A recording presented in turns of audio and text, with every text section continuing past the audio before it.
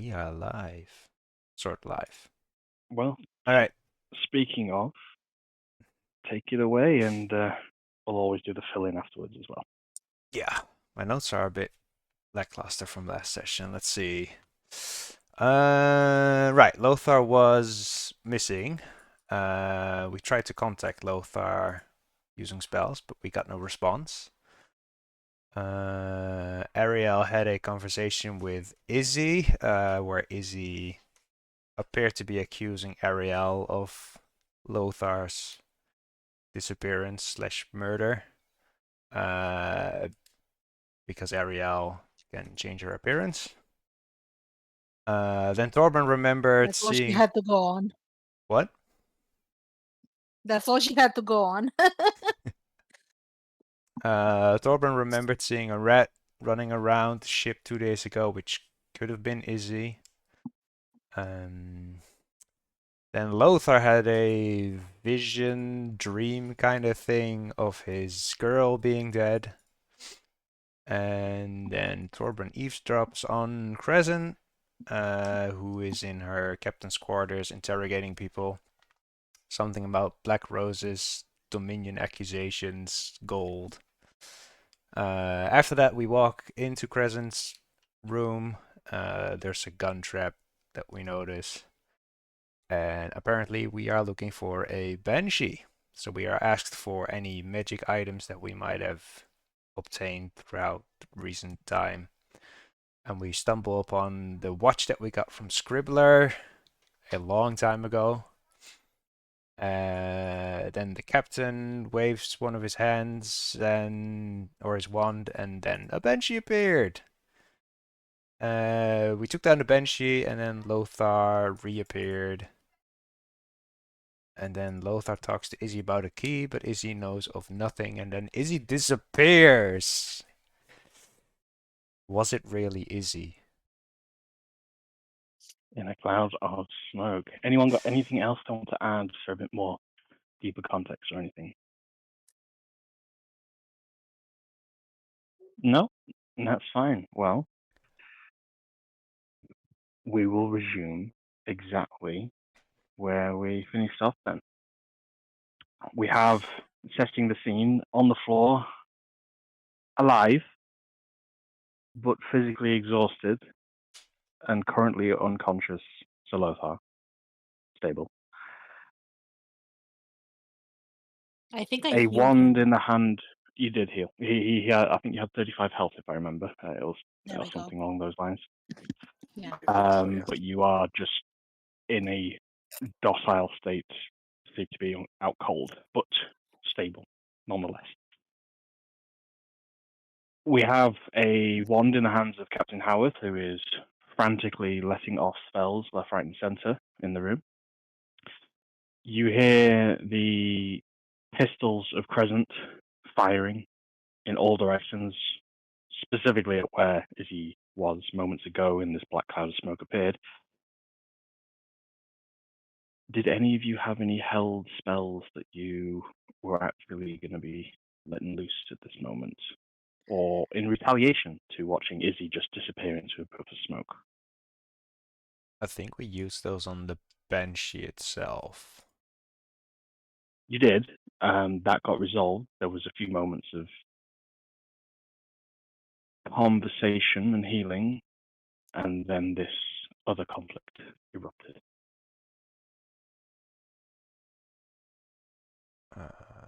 Don't believe so.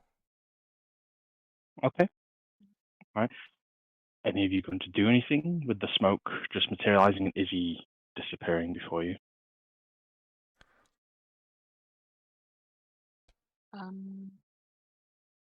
We can't see her running off anywhere. Like we don't know if it's You can teleported make a or. perception check if you want. Can we Ooh. try to detect magic to see if there's any lingering auras or something If one of useful? you wants to cast Detect Magic for that, yeah, absolutely. I'll cast it with a natural Okay. spell slot and stuff. All right.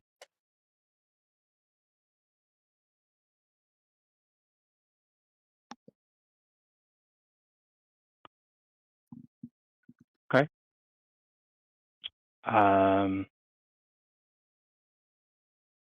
Ooh.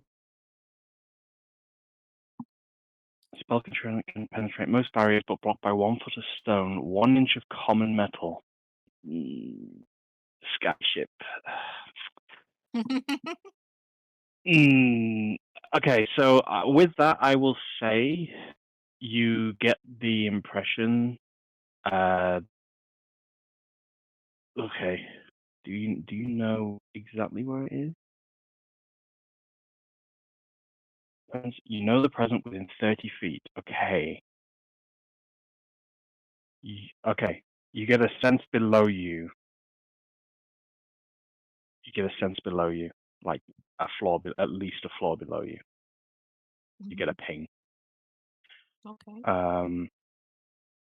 In addition to that, you get all of the magic items in the immediate room, the trap above the door, most of the weaponry, most of what you're familiar with and were expecting, and quite a few, just an absolute overload of information as the captain's quarters door opens, and far more magic than you expected, as standing in the way, well, running into the room as the door opens is Headhunter Izzy, throwing her daggers. Do I notice any rats running off while the smoke cloud You can make a happens? perception check. 15. With a 15, there's no rat in this room. Okay.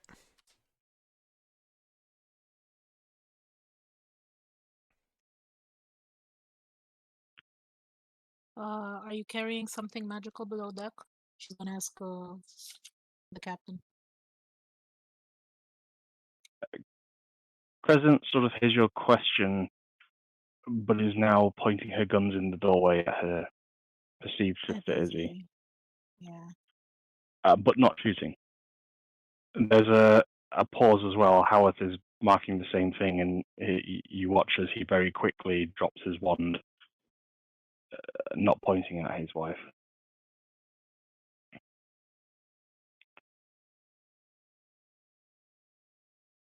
There's just a silence in the room. Before Crescent says, "Sorry, what?" I was just trying to figure out where the imposter disappeared. Well, I assume they can't have teleported far. They can Assuming teleport this is you, close Izzy. by. I'm sorry, I talked over you there. Can you repeat that? No. She just said they can teleport close by, so they could be below deck if the aura is still lingering. Right. So they're on the ship. I assume you've been. Where have you been the last 15 minutes, Izzy?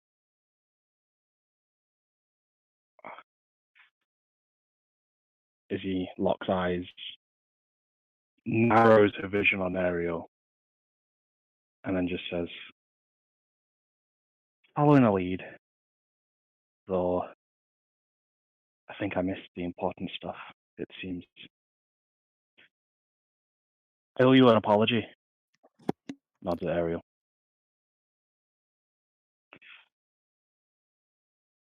She nods too. What makes us so certain that this is the real Izzy? And I will point my gun at Izzy. Oh my god. Lothar is Shoot me going if you're to there. raise. Say again, Riggs? Mhm. Izzy just says, "Shoot me if you're there." And then Lothar crones So, through consciousness and says, I owe you a key, don't I? "Hmm? I owe you a Oh, key, don't I? I didn't hear you down there. Well, welcome back. And yes, you can get me one. A couple of 100 gold." Well, did you know there was a banshee in there? Well, we saw it together. I just wasn't sure. Well, I wasn't quite sure what it was, but after a bit of digging, I deduced it was also a banshee, yes. I suppose you've dealt with it. It wasn't what got your crew members, though. And what did? He's going to look at Ariel and everybody else. See, here's the thing. Whatever that She banshee closes the was, door. I don't think it had enough of a reason or foresight to go about masquerading as me and bribe your crew into poisoning each other. So, I think we might have just stumbled into a coincidence. Somebody capable of shifting is on this ship and still has it in for your crew. And she was wearing your face, by the way, if I understand my friends here correctly. I see. Alright. Well, only something that we could all know in this moment that no one outside this room could know. Pick a word, any word, and it stays between us. Steak. Uh, Just a moment. And she snaps her fingers, and you watch like as just a blue flash in the room happens. She says, "Right. No one outside 15 feet of me can hear a thing in this room. What's the word?" Stew. Gobstoppers! Gobstop. Gauntlet. I Gob, can't see gob, it. gob, Gobstoppers! gob, gob Yeah, stoppers. no, use one that we can actually pronounce properly. I'll go with stew. Stew. Stew it is. Right. Still. Stew's the word.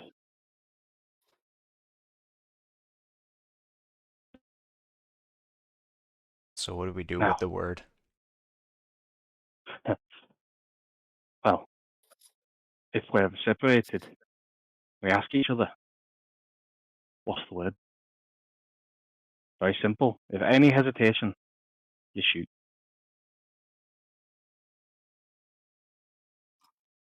Sounds fair enough.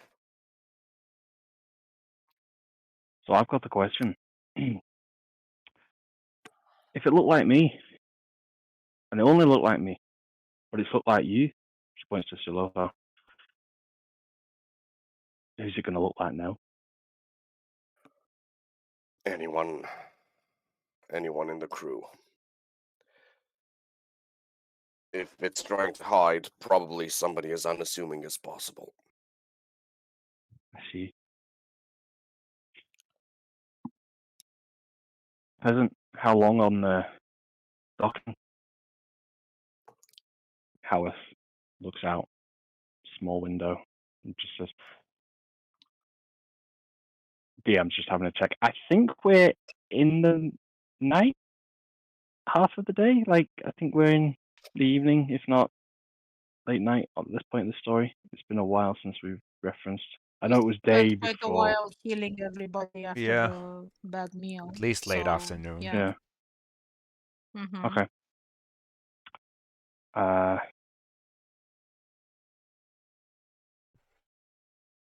We'll go with this then. We'll say it's now like early nighttime, and that would then mean you are within 6 hours of destination. Okay.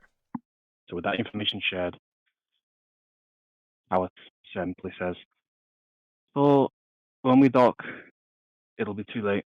We've got to find them by then. We're doing it at dark." Ariel, would detect magic work on the Banshee's appearance change? Did the banshee change appearance? I thought we just fought the banshee itself. Oh, those are two different.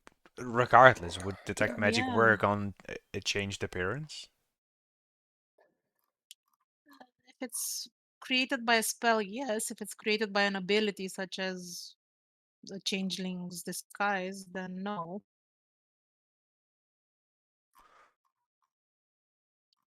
Hmm. Do you think it's likely it's One of your kind? Another changeling? I guess it could be. I don't know. Well, I mean, we could round up the crew and just use detect magic, strip them of all items, see if someone shows up. It's an option. Crescent seems to be mulling that over. You could also put everyone through a zone of truth created by Valdred. yeah, but that can fail. Yeah, but And Valdred would know if it did. It would be a way to screen people. true, but we are on a smuggling ship where plenty of people have plenty of things to hide. Not sure the crew members are going to like admitting to the captain how much they're skimming off the top, are they? That's an extra reason for the captain to do it, if you ask me. Crescent says, there's certain things that I'd rather not know, but it's more the question of even if we bring the crew members through the zone of truth, like a vetting post, the second they leave, they're not safe anymore from someone who can steal their face. Mm-hmm. True, And but if if I they're were all that, safe and they're all accounted for, then sure, that wouldn't actually exclude someone. Is And there, if we put everybody in the same place on the ship, you're back in the very powerful thing into a corner. There's going to be a lot of casualties.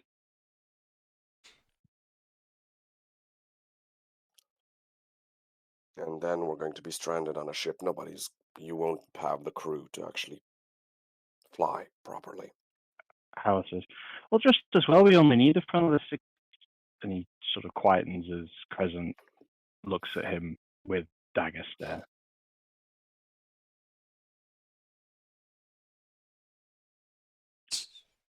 Once we safely landed, as he pipes up, there's not much more need for the crew. Their duty is fulfilled at that point. Their contracts will be due to be paid, as we will be en route to collection. Typically, you land, they'll have their night on port, return in the morning, collect their payment, and if we were to choose to enlist them again, that'd be the point of reassignment. Just so you're in the loop. Anyone who's got any ill-gotten gains, we give them the time to get shot of it. Those we don't want, we let disappear into the night. is there any place in the ship, like a staircase or somewhere, where someone would always have to go through before leaving the ship's quarters, I would assume, with the inside? Is there like a single entrance? There's two ways up onto the deck. One is the footfall, the passenger, the stairwell that you are envisaging, and the other is through opening the cargo hold roof. But with that sealed, there's technically a bottleneck that you're looking for there. Otherwise, the ship has usually two ways around each floor to ensure that one of them isn't an instant death should one be stopped Alright. flooding. Would there be any use in guarding that one entrance? And I say guarding, but Presence what I actually mean is spying on it.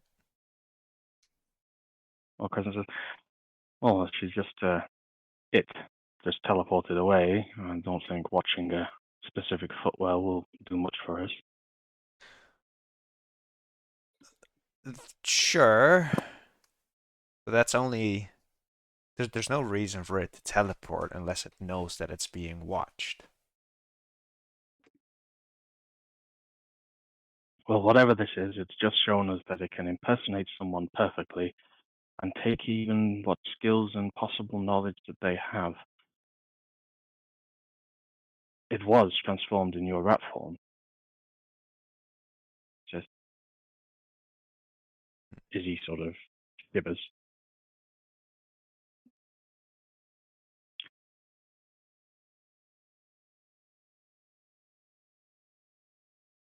So what do you propose? So I think we're stuck to waiting for its next move. Well, we either bring everyone up on deck and talk to the crew and give a plan of intention, or we profess that we've caught it. Reassure the crew that we've got everything under control. It will know that we're up to something, but not what. And perhaps instigate a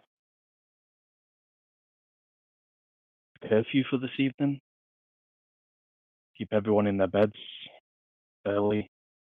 Get everything tied down. Minimum crew flying. I don't know. I'm just spitting ball here.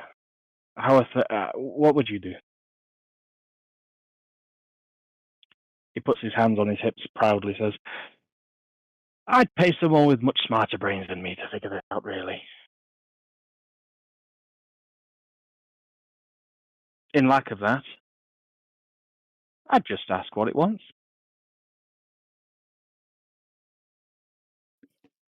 My guess, probably paid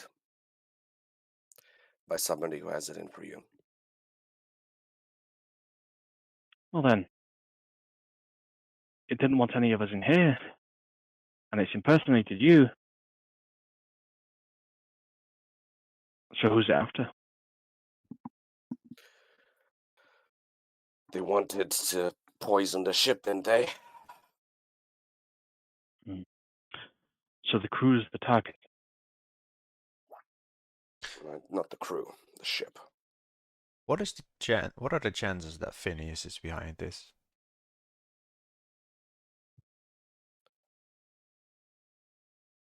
Crescent says. Well, with the ship's cook, I assumed it would be Phineas. This, however, is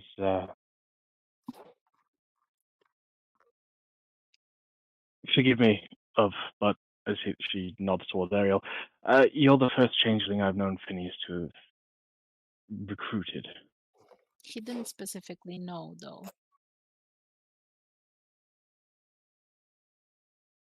I suppose that's a possibility. Which means it might be here on its own accord. Or for someone Or else.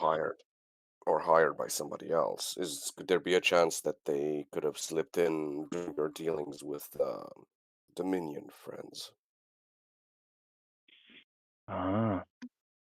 Izzy says, no, I was on board their ship. Absolutely nothing left that wasn't intended to, and absolutely nothing was put aboard that wasn't intended to.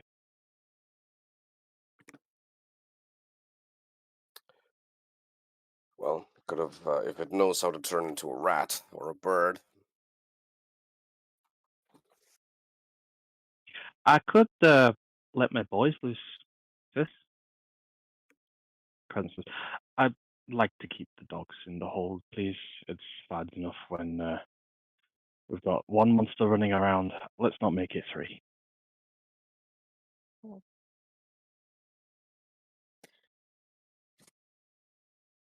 But are we sure that it can change into other creatures?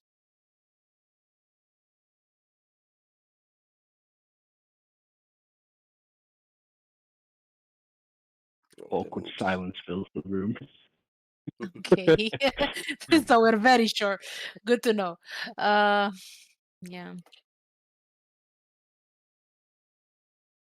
Okay, hypothetically, you're here with a target.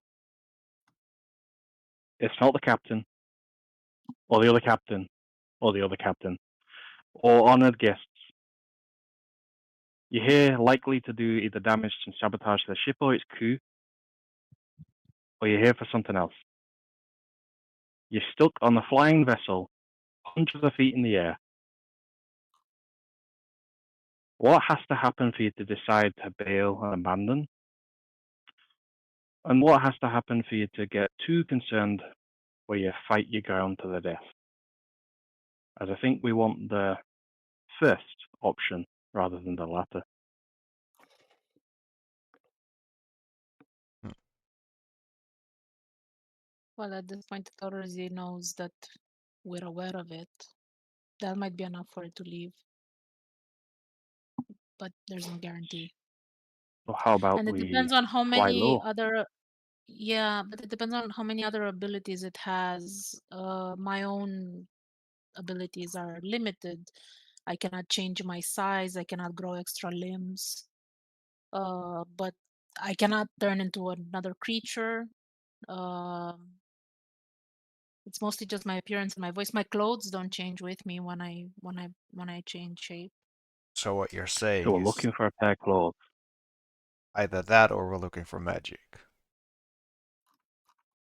Yeah, Aye. And since there's only but one it pair of could always clothes be from someone. Lothar,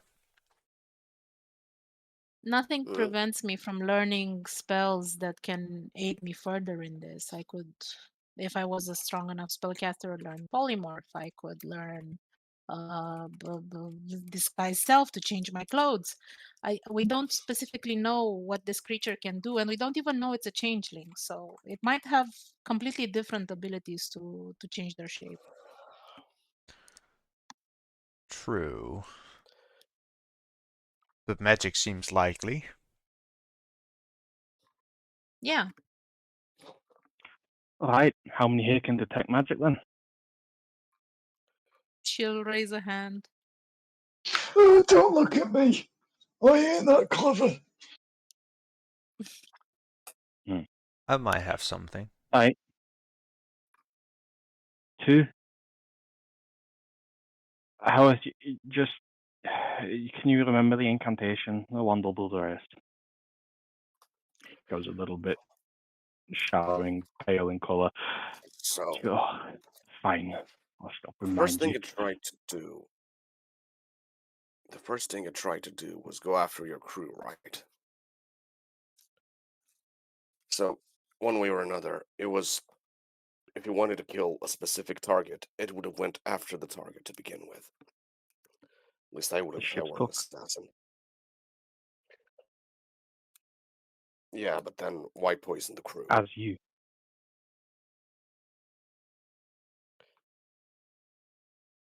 Where are you Anyway, getting at? I get where you're going with this, but as we've got no idea currently as certain what its intent is, I'm thinking we have to just sweep the ship and find the magic source. Fair point.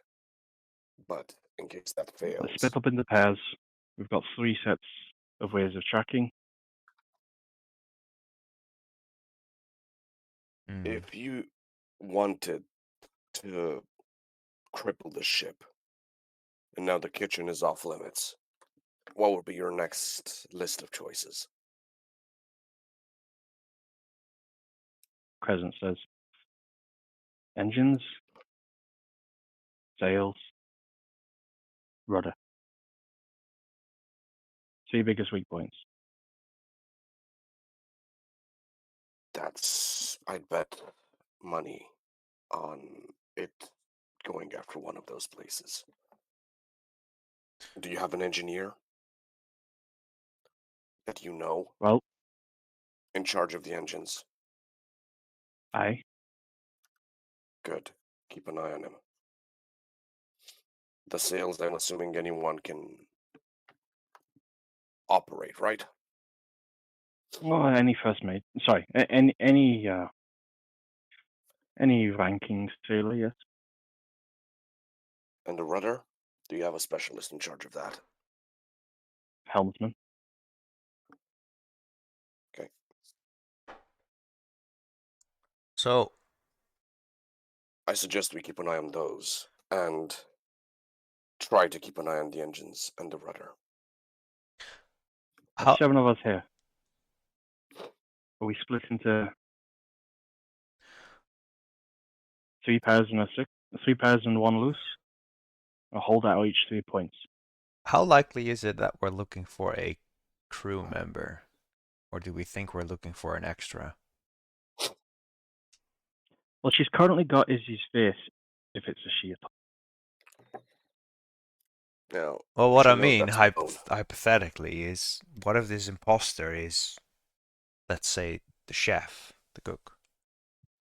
but he just imposters out when he does his business and then goes back to being the chef, which would produce any magic that we would detect because he would have shapeshifted out of it.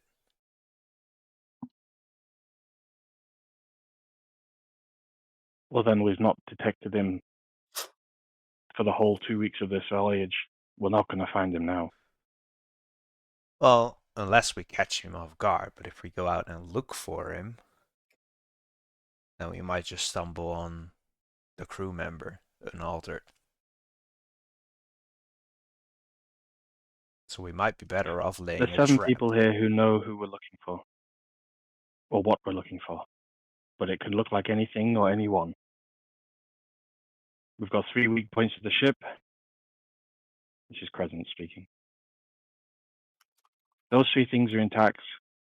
We make it to port. One of those becomes an issue. We could let the sails go. Landing would be safe, but coming into port would be awkward. Most important, engines stay afloat. Then the rudder, then the sail.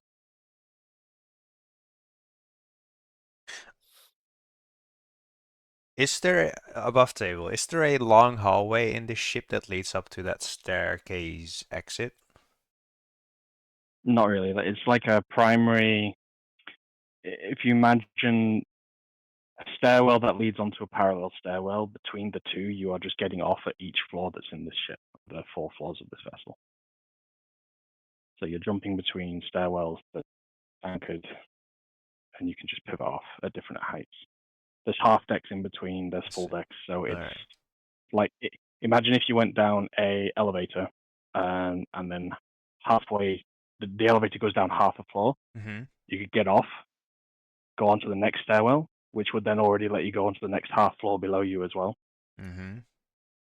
So if you want to switch between a half deck or a full deck, you switch off and go back off, or you want to stay back on, you can go that way. So Right. Okay. Do we have to go outside for the engines? Or is that somewhere below deck? you would know that. Yes, the engines are huge blue whirring Arcano Smith engines that are fixed to the large sides of this vessel towards the top deck of it. So you'd have to go outside to go to the engines. Yes, you have to be on the top deck to clamber on the top of the engines. Yeah, All right. as if you were walking the plank. That's where you would be. Sure. I'll go lone wolf. Right. I'll keep an eye on the Are you engines. setting? Okay. Considering she's already had both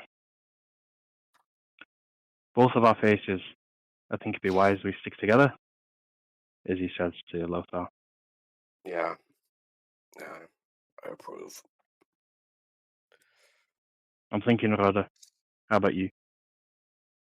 I'll follow your lead. I'm not much of a marine myself. How much health were you missing, Lothar? Well, I fucked. He spits out a little bit of blood. he has Might be better. 95 before you get worried. 95? Izzy has 95, yeah. And I'm at 35 out of. You're actually at 36. I just did the math again. Okay. Damn it. Out of whatever it is. You were at Into 0 when 13 I weeks. killed you. I'm at 36 out of 60, so a little bit over half. I Nice. will- Izzy You're pulls not out a bloody small than you tonic are. and throws it at you. She gives you a health potion. It's 4d4 if you wish to use it. Oh, he's going to chug it. Okay. 44 plus 4? Ah, No, she's. Oh, yes, it's 4d4 plus 4. Yes, sorry. Yeah, so 13. let's say 13. 13. 49. I That's will better. toss you 9 rock salts, sweet berries. That you can be slowly chewing on. Because they're not supposed to be like steroids, just injecting them into your mouth as an instant +1. They're more of a, I gradually over, say, 10 minutes heal 1 point of health kind of thing. So, Whatever that banshee did inside that necklace there, it's stuck to me still. I feel weaker. Not an expert on their yes, kind. who else had their stats reduced? Yes, I have -2 strength and -2 con. Yep. How about you, Voldra? I think I succeeded just. Yeah, I believe he did. Okay. I'm looking here. I don't think I had anything. I don't think I was targeted. No, I think I know you succeeded. I remember that. Yeah. Right. Okay. Howarth looks to Crescent and just says, "Well, I think you're best with this. You know what you're doing with it." He hands her the wand. And he says, I think I should probably go with you then. That way we've got everybody split up evenly from both sides, crew and honoured guests." Howarth is indicating he wants to pair with Ariel, and Crescent would then go with Voldra. Sure. Between us, I will be sitting on the crow's nest watching over the engines. If any one of you shows up, Fine. I will shoot you. Agreed? Shows up at the engine. Fair. Stay away from the Shoot first. engines. Shoot first or shout stew later, says Howarth. Yeah. Put up that curfew. Anyone hits the deck, they can eat a slug. Spread word. Disperse. Crescent talking now. Head to your designations and I'll enforce the curfew this evening. Anyone got any last things? Dobin, let me put a hand on your shoulder. Do you want to be able to walk up that mast to the crow's nest? What? I learned a new trick the other day. Oh. And then I'll cast Spider Climb on Torbrin. Spider no, climb? You with spider climb. Oh, Jesus Christ. What does spider My climb worst do? nightmare. Do I grow spider limbs? No, No. you are now Spider Dwarf. Spider Dwarf. You Spider get dwarf. to there you go. My God. Okay. 1 Less minute up creature to an touches hour. move up, down, and across. So for the next hour, you can basically he's letting you get into the crow's nest in fact, without even a challenge. I'm not even going to make you roll for it. You just Fair get enough. into the crow's nest. We're starting to climb now. Okay. Right. So Torbrin makes his way in the most surprising way possible. Just putting your hand to the mast, and you find that your hand sticks to the mast, and you can support your entire weight just on the palm of your skin, making contact with this mast. As you clamber your way up, you have the vantage point, the best seat in the house. As the sun has set behind you, the winds are not super strong, but they're picking up. As the dark horizon looms before you, you can see the odd shapes of clouds, but your focus isn't up. Before I Your focus move is up down. the crow's nest, I'm going to put a snare up on the exit towards the deck. At the base of the mast. The exit into... You're climbing the central mast, which is the tallest. Yes, but before I do that, I put a snare at just outside the exit going into the quarters. In the doorway, Captain's quarter or the main deck entrance? Main deck entrance. Right, well, you have to wait for everybody else to go down, but then you can Sure. set a snare there. Yes, okay. So,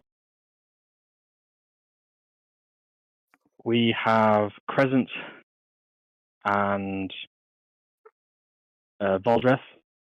You're going to be lingering up On deck, Crescent suggests that you do sails.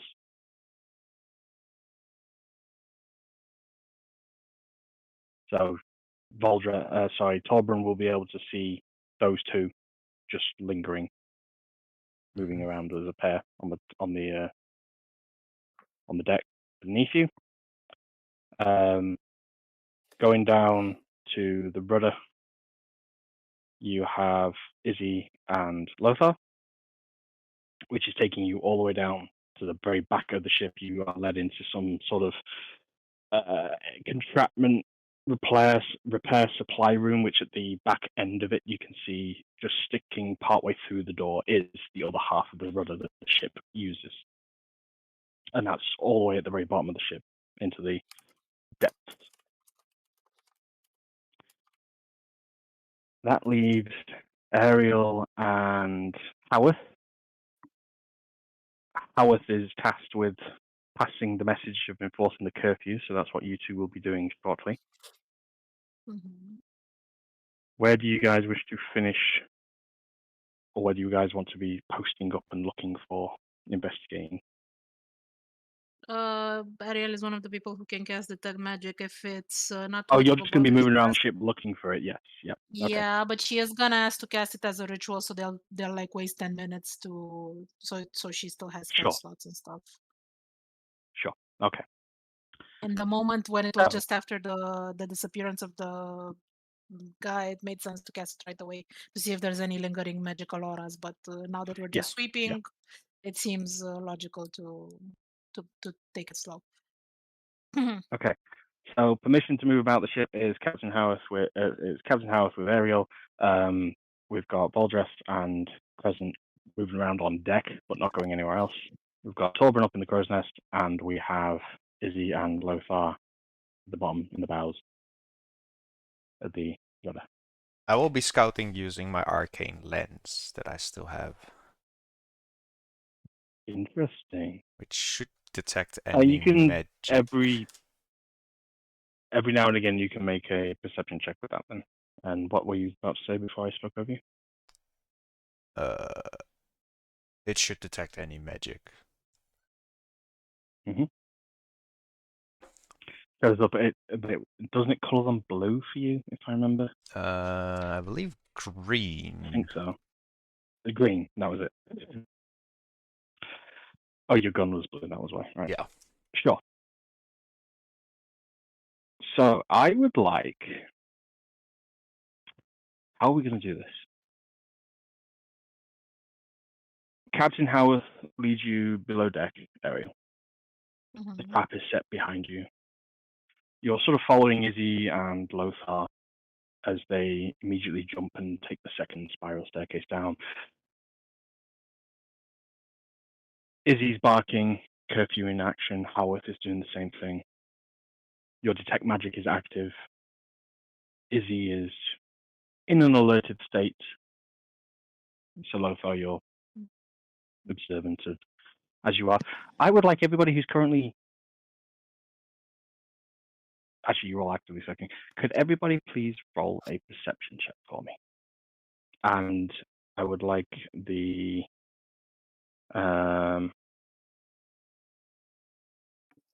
it's a different DC for each of you depending where you are to find certain things. Torbran, up in the crow's nest. A 15. Everything seems to be going as you had hoped. No disturbances, no extra people on deck. You're the only 3 souls exposed to the wind at this moment. Ariel, as you're moving your way throughout the ship, you're catching this lingering trace. It has moved, but now you're not sure if you're just detecting something else, as your radius is only 30 feet. Mhm. The sense is hard to distinguish, but Howarth is just in the process of going through the last of the orders, making sure that everyone is informed of the curfew before you can make a move on this. Mhm. So Lothar, Izzy is barking orders as loud as she ever is. And you find your way in a comfortable-ish position in this crowded room that's only really big enough for a small dwarf for the two of you to sit in. You can either stand outside, or you can stay in with Izzy and be crowded. What would you rather do? He is going to stay outside, keep a lookout. Okay. Izzy just says, "I'll knock 3 times if I need you." Mm. You have a thing with Voldreth. knocking 3 times. There's a grin on her face and the door closes. Voldreth, as you're looking out on deck, with a 14, you can see just like this occasional green flash up from the crow's nest. You just see like a quick flicker as you just see Torben looking around, catching sight of the arcane lens that you know he's using. And Crescent is having a verbiage just almost like it's like she's talking to you as if she's creating some kind of like captain's log. It's not a conversation, she's having a rhetorical dialogue with herself and using you as a sounding block. Every time you sort of pause and think you're getting an invitation to speak, she starts another note and starts talking again, unless you wish to interrupt her. You're sounding like my crazy Bucky, you. Word by word, what's happening? Noted. Sanity check required on Nexon log. Medical update. Get that sorted. Put that one in the calendar. Right, what we're going to do next, we're going to focus on, and this continues.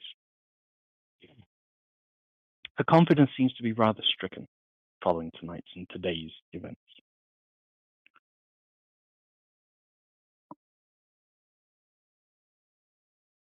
As you two are making your way around the ship, Ariel, could I have you roll a d20, please? Yes.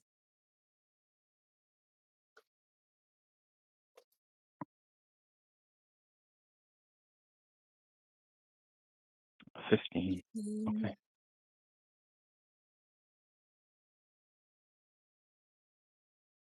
As you get close to that sense, you find yourself in a general quarters. Captain Howarth, knowing that you're moving and tracking down something, asks everyone to vacate the room and move into the quarters on the other side of the ship in this room. Mhm. There are 2 doors at the end. One's a privy, and the other is just a known small storage. Okay. You're unable to identify behind which of those doors this is, but that part of the room that you're in is where this lingering essence is. As Howarth vacates the rest of the crew, he readies himself and says, "Do you want the left or the right door?" I'm not sure if like it seems to be somewhere in the middle, but let's maybe we can try opening both at once.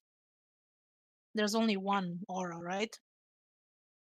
That you're only getting you've latched onto this one sense, this one like a flavor or a scent, if we'll describe this. Th- You're There's tracking that one thing, and you're only getting one ping. Yes. there is one aura, so let's try opening both at once. How it is, right? On 3. Do you stand at the left or the right door? Left. You go left. Okay. Says, I'll take the privy. You get the store covered. Yeah. 1, 2, 3. He kicks the door open. Do you just open the handle, or what do you do? Yeah. Yeah. You both kick the door open. Okay.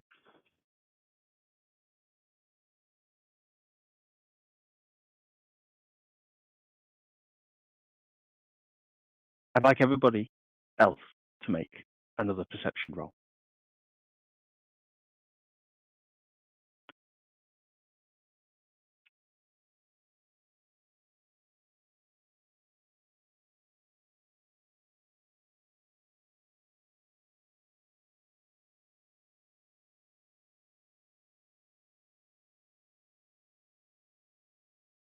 An 11, a 14, and an 18.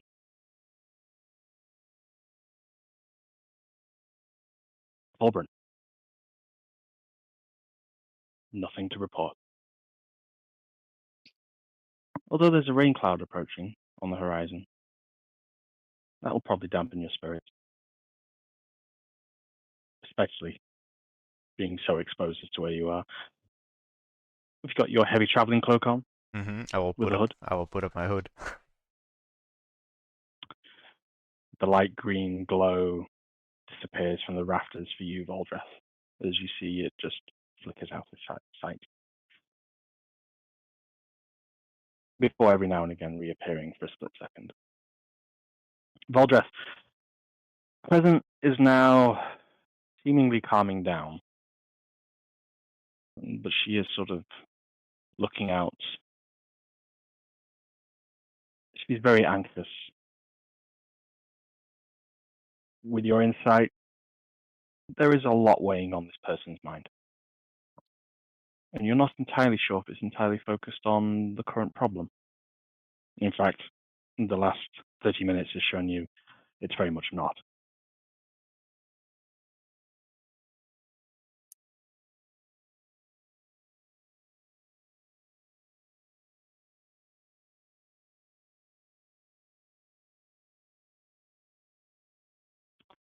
So Lothar,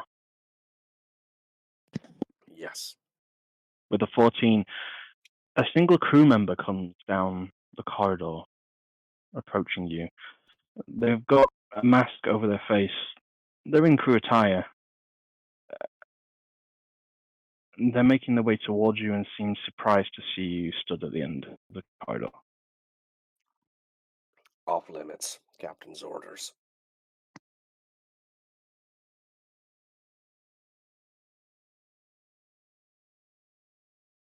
Did that register?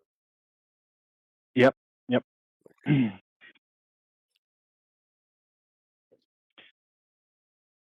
The figure sort of freezes, and you can see there's a lot of cogs turning.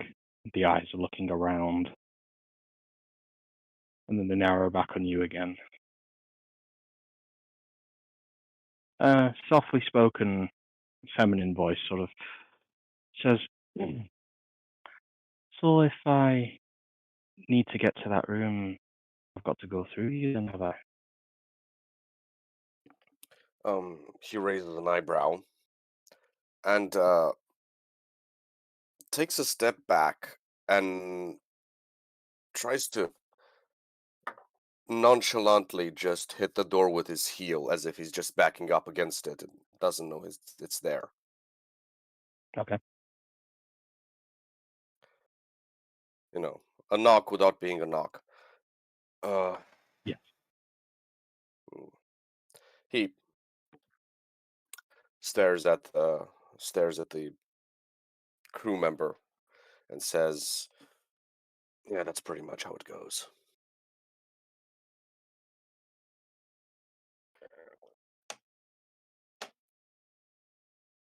But I'm pretty sure there are better ways of going about it, don't you think, than actually going straight through me?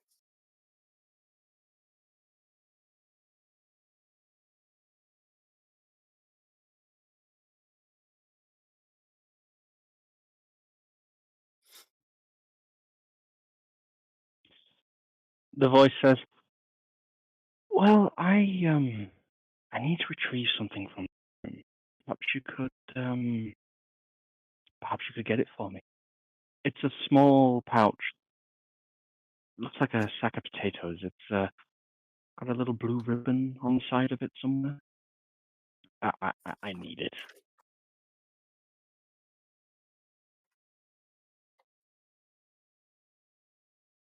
"I'll stay here if you want."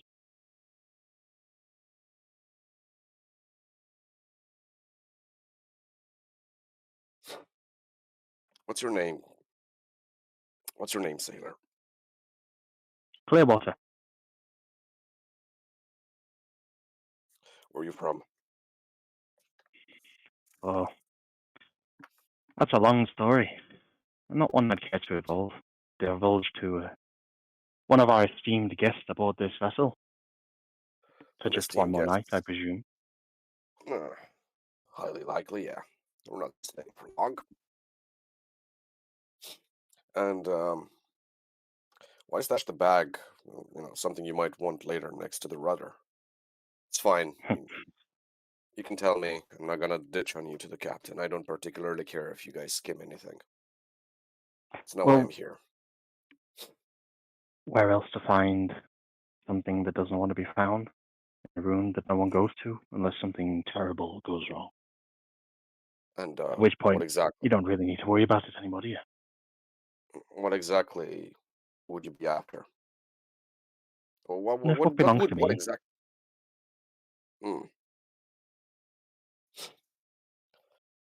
I see. Well, if you want, on my word, because you've got no chance but to trust me right now, I can retrieve it for you and bring it up top once the dust settles. That's just not going to work. Look, as you open the door, immediately to the bottom of the right of you, just as you step into the room, it's right there. That's all I need you to get. In fact, you don't even have to turn your back on me. And in fact, I'll walk away. But I need it before I leave.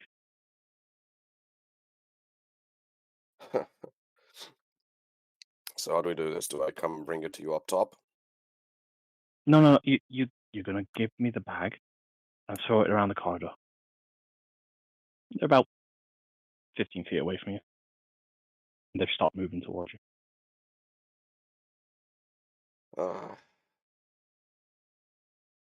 You know what? He's going to step aside and gently open the door. You know, I've got my eyes on you. You can walk in, pick it up yourself, and then be off. Make a persuasion roll. Or deception if you've got malintent. 14. The figure slowly walks towards you, puts their hands in their pockets, seems to be grabbing hold of something. Carefully, slowly, measured, walk towards you, and just say, I assume you've unlocked it. Hmm? Pulls out the key. Do I need this? Who exactly are you? And how do you have access to this? Or do I'm just all crew members? Um, so, got my ways. the door is a little, open slightly, so Izzy can hear, by the way. Okay. That's what he did. Okay. Oh, All I right. see. A small little Like I mouse said. runs between your feet out into the corridor. It scurries its way down by the side of the wall. As the female voice sort of looks back and goes, oh, I hate those things. Sort of kicks it towards the corridor, away from it, but goes closer to you, steps into your personal space at I that mean, point. it's a ship. Rodents are on ships. If you don't like them, I think you're in the wrong line of work. You watch as this individual is now looking at you. Izzy materializes at the other end of the corridor, blades out, weapons drawn, crouched down, ready to act. The crew member So, just sort of opens the door. Do you prevent it? hmm, no. But I do keep the hand on my hilt. Okay. As awkwardly as two people occupying the same half-meter of space, one who is deliberately not moving out the way, and the other one who is reaching around you and the door, grabs hold of something and pulls a small knapsack out from the cupboard behind you.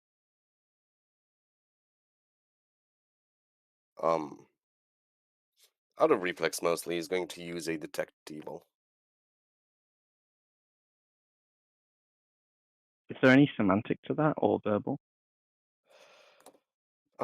No. It's an at-will gesture. Okay. It's essentially he opens his senses up, and if it's evil, it registers. If it's good, it registers. Not really. I You detect get the presence of certain creatures. you, Celestials, Fae, undead, but you don't know. It doesn't work like detect alignment. No. Not anymore. Uh, That was a 3.5 thing. mhm. I mean, For what you were expecting, you get no ping from this individual. You get a he would focus slight on the ping bag. from Izzy. Okay, nothing in the bag. Nothing for you. I'll be going now, if that's okay. Oh, sure. Just Thank you.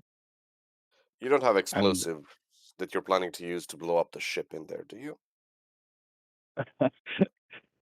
what a peculiar thing to say. Oh, just a morbid curiosity of mine. And as she gives you a wink and turns, she freezes as a dagger goes right past her head and sticks into the side as Izzy is in a very split second, closing the gap and up close and personal with this individual. Yeah, at this point, I suggest you don't struggle or try to fight. If you're on the clean and you just want some odd personal item, it's fine. We'll let you keep it. Izzy says, I if suggest you and speak strongly a advise word, against struggling right now. It would make it will be your last. No spells, no magic, no funny business. Understood? You can nod.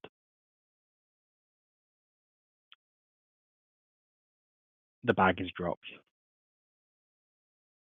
The mask is cut off. And you see this half-elven face just absolutely petrified as Headhunter Izzy is eyeing her target. I'd like everybody else to make perception checks, please, as we leave that scene there.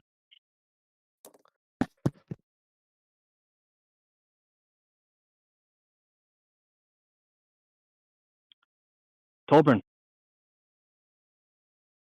Mm-hmm. 3 hours in, the rain is beating down on your post. The spider climb faded a while ago. Are you staying in your post? Or are you I've had worse. I'll stay. thinking of other thoughts? Okay. You get a glimpse as the darkness of the night sky is now fully upon you, but you can still make out this growing land silhouette, just ever so gently piercing the horizon.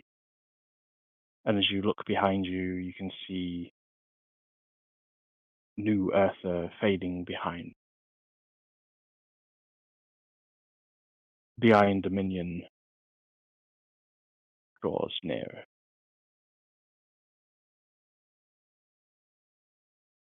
Otherwise, like a individual who is just, well, what would he be observing between Crescent and Voldreth, as Crescent is now, like, has a little magical incantation going above where small transparent projections above her head and the rain is just bouncing off it, like a magical umbrella. A floating green sheet above Crescent. Pretty much, yes. Voldreth, Crescent has, in your opinion, probably not stopped talking or even had a breath for 3 hours at this point. How's your watch going? So you're telling me I get to stand in and get wet under the screen and you get a magic umbrella? Acknowledging your point, she says, "Oh, I can't make it any bigger, I'm afraid." What kind of second-rate magician are you? I only put one level into it. I studied for 1 year. That was all.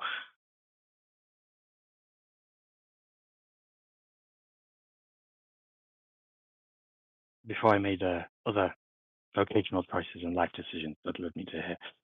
No, are you going to answer my question or not? Wait, what? You're asking me? I thought you were rambling on about Captain's log, de blah Have you de listened to blah. anything that I've said for the last 10 minutes? What Captain's log, Skyship Day 0129, blah de blah, vessel Banshee blah blah. I kind of lost track after that. Oh, you're useless. I was such a better listener. Anyway, right. Well, can you just see if Torbran's all right? Can I just yell, stew? Sure. As you bellow that into the night sky. Torbran, you hear it. I will very slowly and slightly annoyed rotate with my lens, looking straight at Voldred. And I will just, I don't know if you can see me, but with my mouth, I'll just very slowly, what? The green lens fixates on you. It's all right up there. I will just, without saying another word, I will I've got just some rotate it. rain in my eye. Oh, the bloody rain's cold.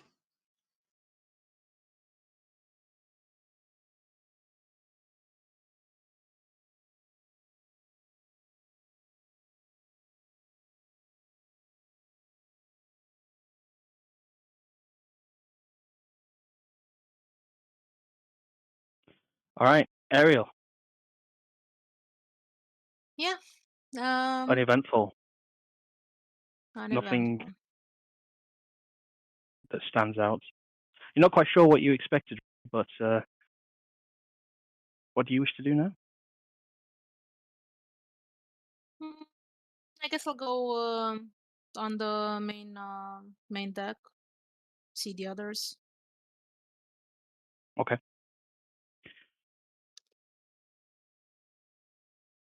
As you If make it's your raining, way, I'll probably just stay just outside of the rain. Like I'll just peek a little bit and stay okay. inside the cargo hold. As you make your way up to the deck, just give me a perception check as you're looking out into the rain. Sure. I'll be right back in one moment.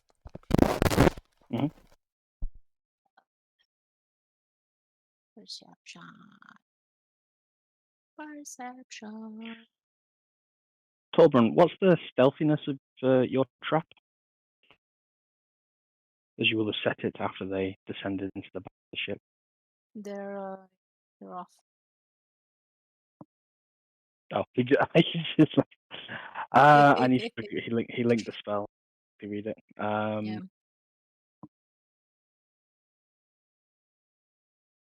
I'll wait for him to come back actually, because it might be the most interesting part. The false trigger. Yes.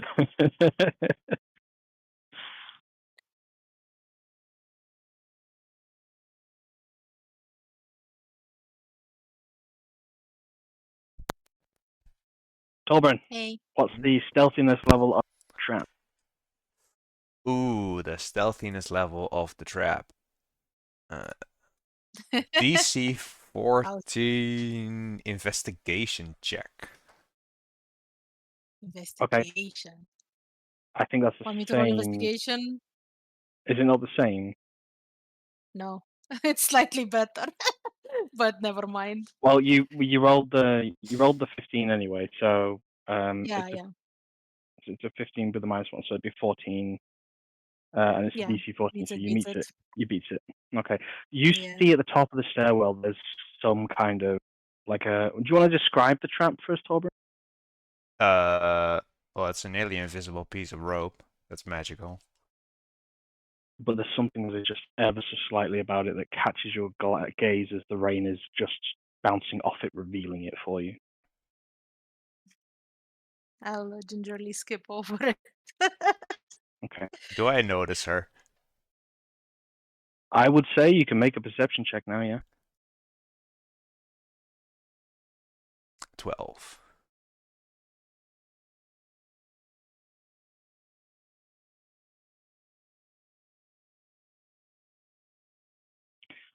With the 12, nothing at the moment. You're still sort of fixated doing your what now, Voldreth.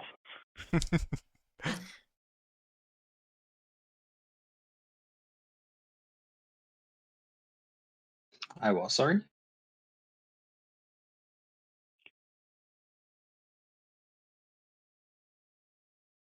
I was still You and distracted. Torbjorn are still having this conversation. I'm just timelining where we're up to, basically, and bringing us speed. So you can see at this moment, you're looking up at Torbjorn. Torbjorn's looking down at you. Ariel, with your perception check, you can see on the deck there is Crescent and Voldreth just making the rounds. Although Voldreth is currently looking up at the boat Crow's Nest, and as you look up, you can't really make anything out. So were any of you more successful than I was? Did you find anything? His voice you can hear, and so does Crescent. I think it's probably too quiet for Torbjorn to hear, but you would immediately be watching as the two of them start talking to someone below you. Is Voldret on the deck? Yeah, he is, yeah. Yeah, so she's talking up at the two dwarves then, at Voldret and Torbjorn. Sorry, the rain is loud.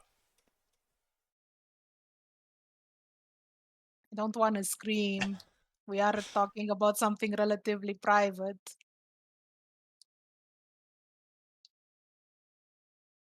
This one won't All right. shut the hell up.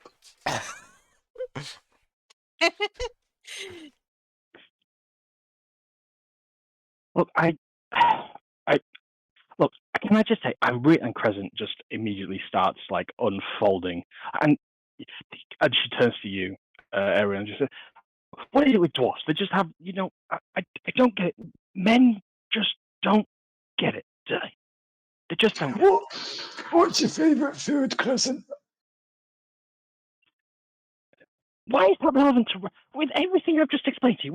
Why do you want to bring that up right now? That you are witnessing like an absolute panic attack meltdown of the captain at this point. He has been cool, cookie crisp, but everything has been weighing up on her right now, and it has just gone. It is now Operation Shut Up, Help, and Get Help. Anyone can relate to that. If you've been in a relationship, you know what's happening.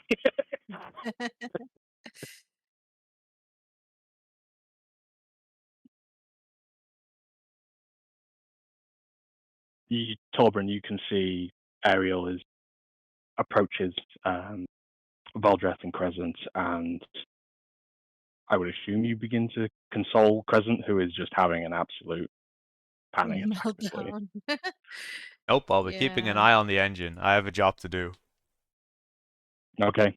Well, The engines Ariel, are looking squeaky clean. I have to stay what's ever your vigilant. favourite dinner? I stare at Ariel, ask her favourite dinners. And she's approaching. Stew. What's yours again, Crescent? Sorry, I didn't quite catch it. I don't know, like chips and I don't know, eggs are really. Oh, you mean the word, the key word? Yeah, stew, whatever she said. Yeah. I didn't. You were too subtle. How was I supposed to realize that was too subtle? How could you say it like that? You got to give me a hint. That's what you were talking about. Ariel looks a So little uncertain. Like, is this person who they're supposed to be? Then again, it is normal to have a panic attack in these circumstances. So you've been Well, stood next just to her the starts whole time, chuckling to Valdreth. us. He just starts chuckling to himself. I'm only winding you up. I'll have a chill pill. Have you got one?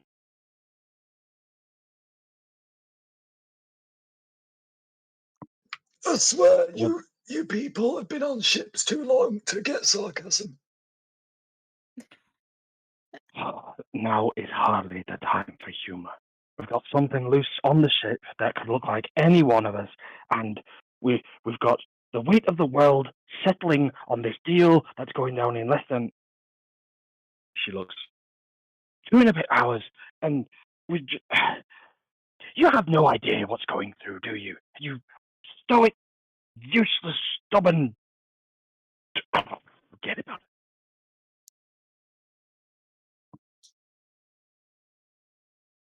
Oh, that's the spirit. There you go. Meanwhile, on the very bottom deck of the ship,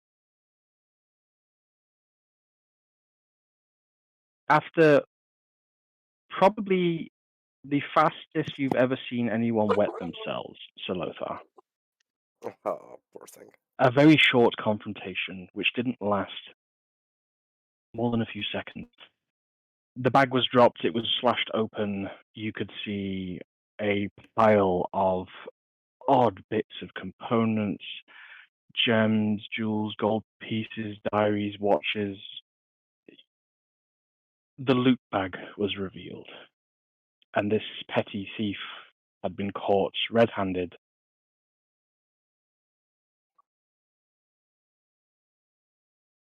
As Izzy, somewhat disappointed in what she was finding,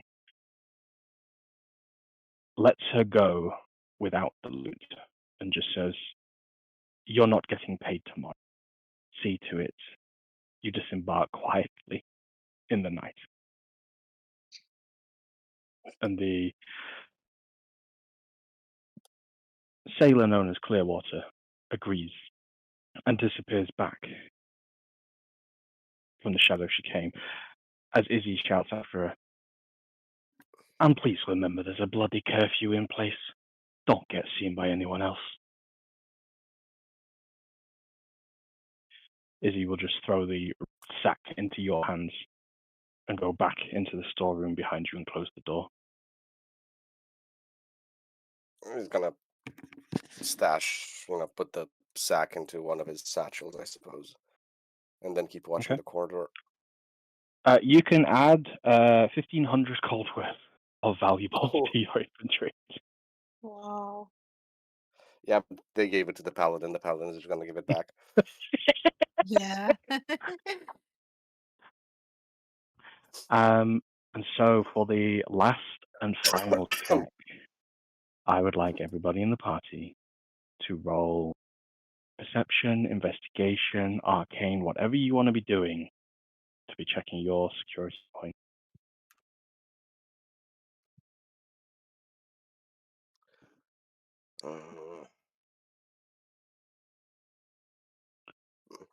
So 24 far, so for Torbran, 16 for Salothar.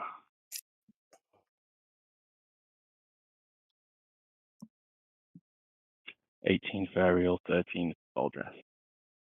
Well, the three of you on deck, primarily occupied with Crescent, help her calm down over the next hour and a bit. Poor guys. Torbran, 24.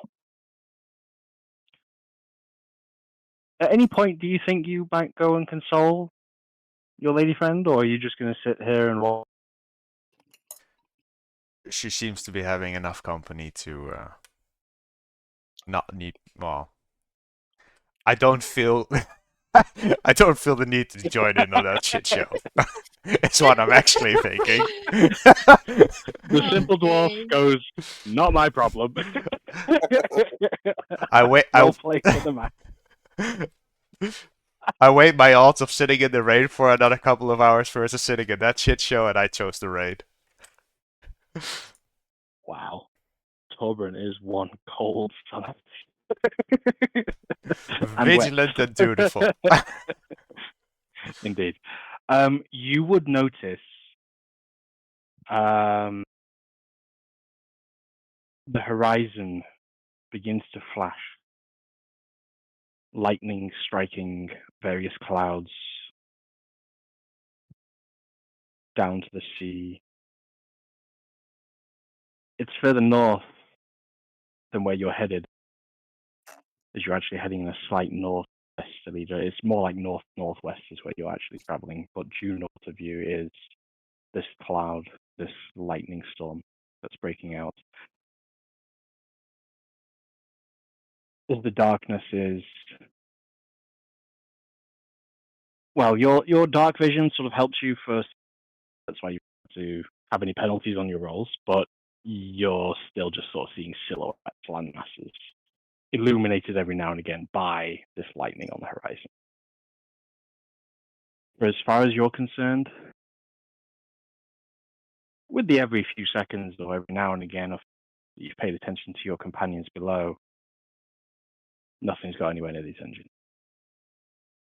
Okay. You've done your job.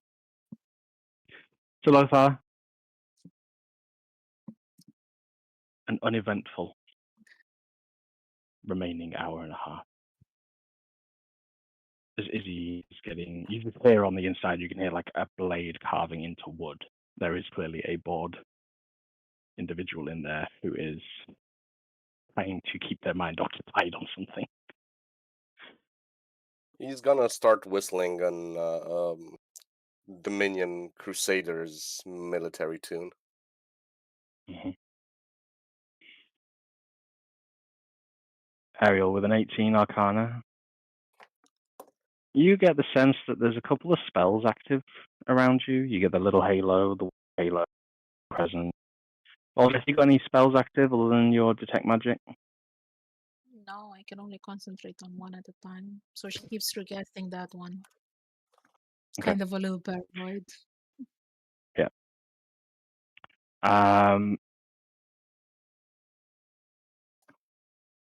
Crescent hands you the wand, Valdreth. And it's just like, oh, we were supposed to be doing something with this. I just... Wait. DM above table. Who had the wand? I forgot who gave the wand. You gave it to Crescent, didn't you? Yes. Yeah, okay. So Crescent will give you the wand. And just...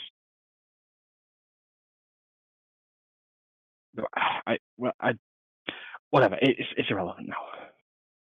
No one's been up, so fine. If anyone else comes up, just point it at them and say the Reveille. Oh, you mean like this? So I point at Chris and go, Revelio.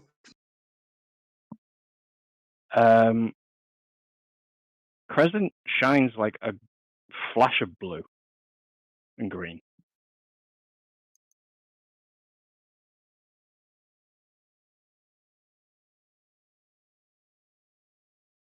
And she just looks at you and goes, yes, yeah, exactly like that.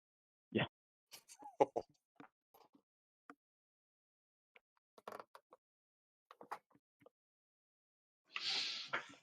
I then turn to Ariel and go, Revelio.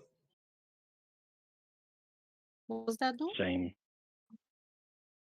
green, blue flash. Is Howarth on the deck? No. What does Can I the point at well, like Toblin and go detect magic? Revelio? Yeah. With detect magic, what does that do? The wand? The The wand is casting detect magic, basically. okay. Nice. We're detecting each other's magic. Effectively, yeah. And it only has a certain number of charges. I think you have 2 left. But no one has told you that, so don't worry about it.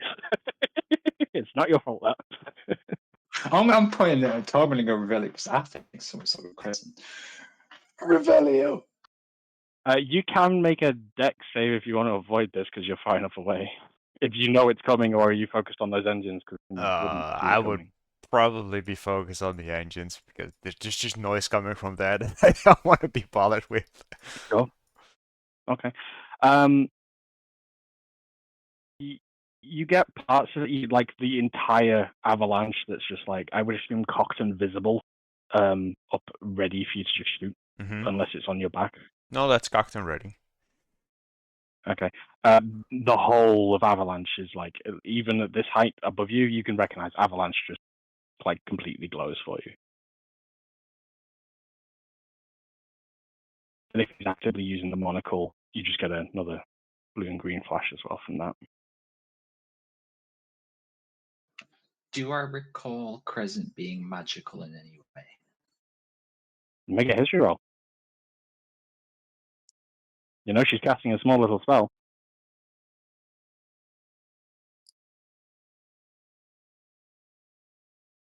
Oh. And you don't remember being told either way. But you have seen her conduct a few little bits of magic. And you are watching her do it now as well.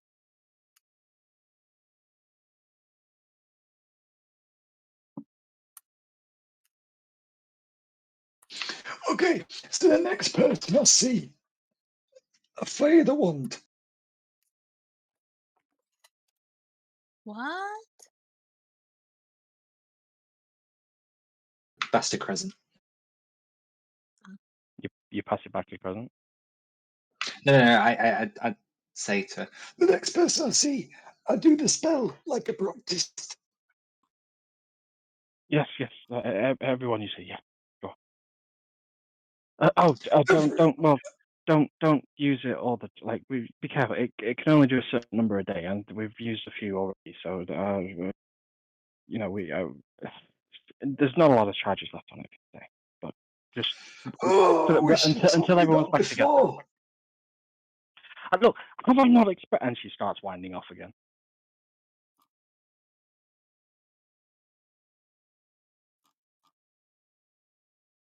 Crescent You're not will very stop stress-free midway for a through. captain now, are you? She just goes quiet at that, and then just thinks, when did we say we were all going to reconvene?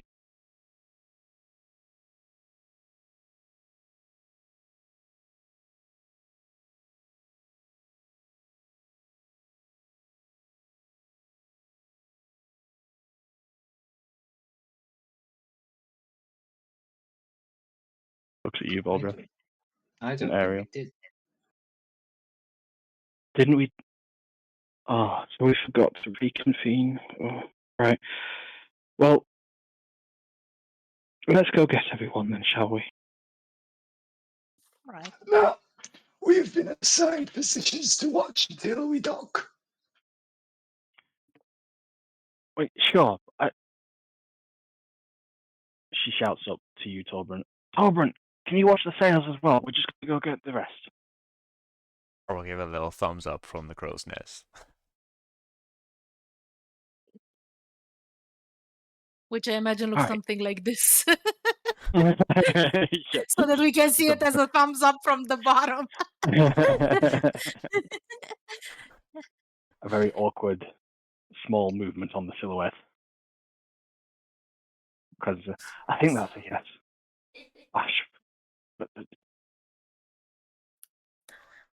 Right, okay. You both coming with me? Yes? Sure.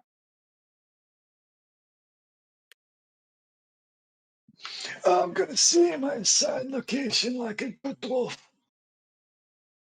Okay. Alright. Well, what was the word? Stew? Stew, yeah, okay. Remember, I don't think it was, you know. You sound unsure. there's a lot going through my mind right now, and I have half a moment just to think this through and put some kind of plan of action in place. And we've got all the docking procedures to begin in the night in less than 50 minutes. Oh, you're forgetting I am a skilled, certified airship pilot. Well, According nice to you your volunteered. helmsman. You'll be landing the ship then, because we're not Oh, left with a perfect. curfew for anyone other than we absolutely need. And with the sails already down, we're fine with that.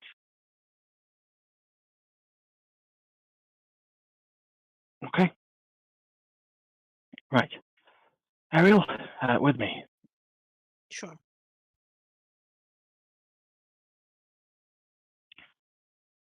As you go below deck, you make your way into the various floors. Small conversation is had.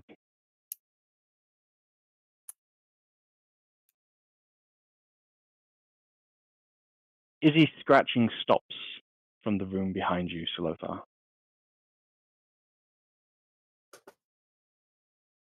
The door creaks. You still there? Yeah. Absolutely. I just had a thought. Hmm?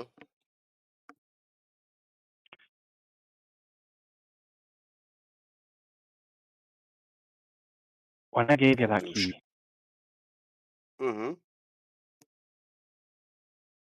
did that banshee have a white mask on as well?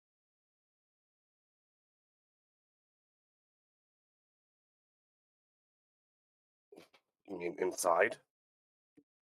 No. Well, I don't know where you went. But I mean, when she was looming over you. Going to have to ask my companions. I got out of there and fell face first. No, before you went in. Before I went in.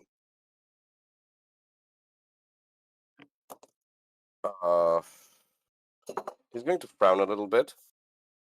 I do remember you describing a mask. I don't remember whether you describing it as white. So I do Yeah. remember a mask. I don't remember the color though. The light was iffy. She banshees normally don't. Well, from what I've read, don't normally have something like that unless it was important to them or they were trying to, dare I say, communicate. So you think the Banshee was communicating with somebody? Or to you. I'm not sure What does a exactly what mask that mean? Banshee. Hmm. Can I roll something for Lothar to remember any details that he might have found peculiar on the mask?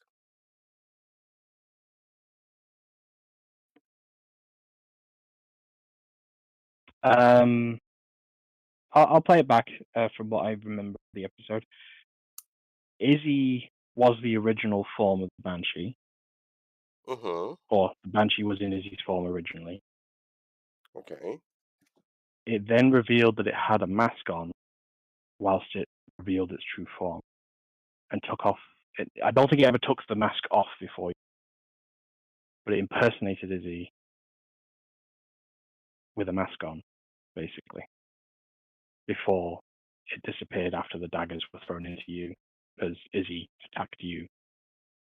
Well, attacked the Banshee, but they went straight through it. Mm-hmm. So wait, to set it straight, the thing was impersonating me when it first approached, and then it got revealed to have had a mask, and then it disappeared when Izzy threw the daggers. Right? Am I remembering it right? So above table, if you've not caught on yet, there are two creatures in play. One was the Banshee, and one is what the other and what the group sort of believes to be as another changeling. Mm-hmm. Yes. Yes. Yes. Okay, and from your perspective, the Banshee revealed itself in the form of Izzy, so it was copying Izzy's visage, but Mm-hmm. it had a mask on. And then the Banshee dispersed.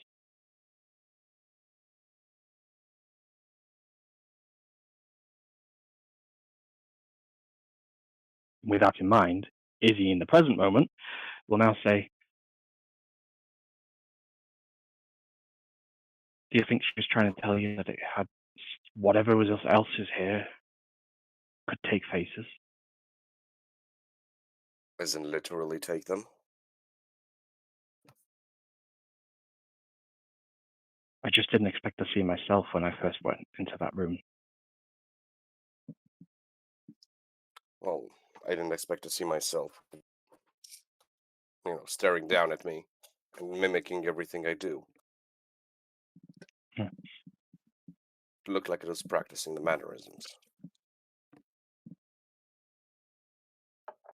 Or it was communicating.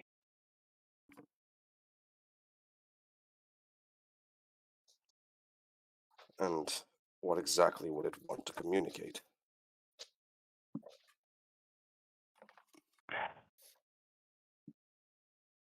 I get the sense that maybe perhaps the Banshee knew that there was another changeling on this ship.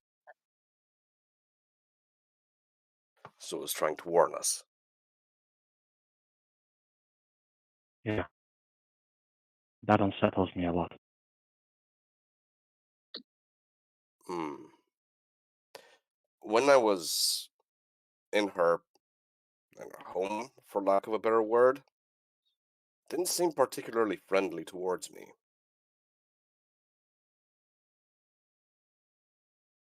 And, I don't know, I think maybe it's something that banshees can do, but she somehow dug into my brain and dug out the image of somebody I love, except in a position in which I'd seen her before, but, dead. At that moment, Crescent shouts down the corridor. Izzy! It's got Howard.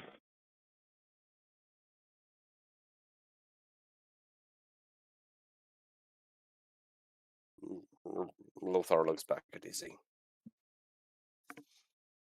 She just starts sprinting past you in the direction of the voice of Crescent. Hmm. I'm going to follow, I guess, but keep an eye on the. He's going to try and draw a mental map of the route to the rudder, and the entrance, and everything. But Okay. he is going to follow. Yes. Do you close the door behind you? Yes. Okay.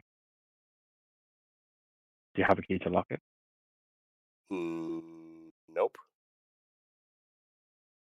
Would you have probably confiscated the key from the other individual? If it was in the bag, or if she handed it over, absolutely yes. Okay. We'll say you have that key then. Okay. Case in which I lock the door. All right. Izzy, as a result of you locking the door, rounds the corner, goes out of sight.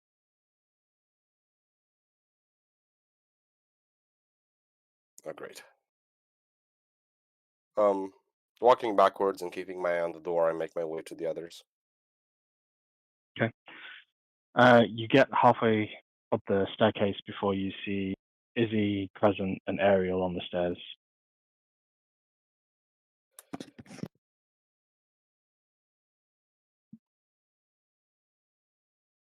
Izzy's frantically looking at Ariel and just saying, "Well, you were with him. Where was he?" Down below.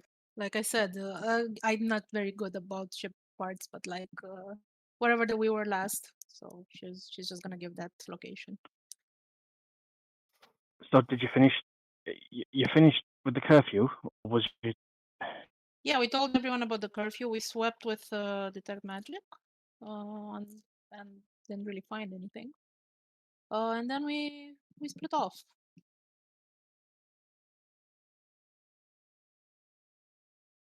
I came Right. above on the deck. Spoke to my companions. The typical. Let's go back to where we left off. Maybe we can find them from there. Right. Well, you lead me.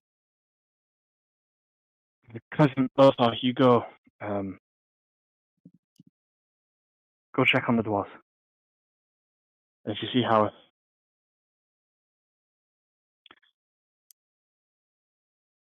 he's got one word, as do we all.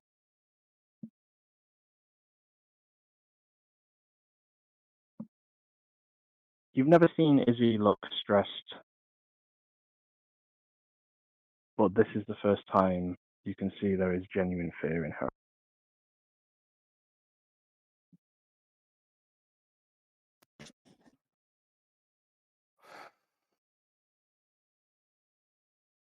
Izzy What takes your can hand, I do? Ariel, and is like just dragging you in the direction that you've said what you last saw. Okay. Lothar is also going to follow. Who? Are you going with Crescent up top, or are you following Ariel? I'm going with Izzy, and actually, Crescent is walking alone, right? She's looking at you to go back up top. Yes. Well, I'm going to go with Crescent then. Okay. As You look like the two of you had go a rough rushing night. around the ship, you go around one of the corner of the rooms and you find, just catching out of one of the open doorways, just the boot of Howarth sticking out. Izzy raises her blades, vanishes next to you, and you just hear a slight step in the room. He's okay. He's still breathing, but he's out cold. Quick, come heal him. That's yeah.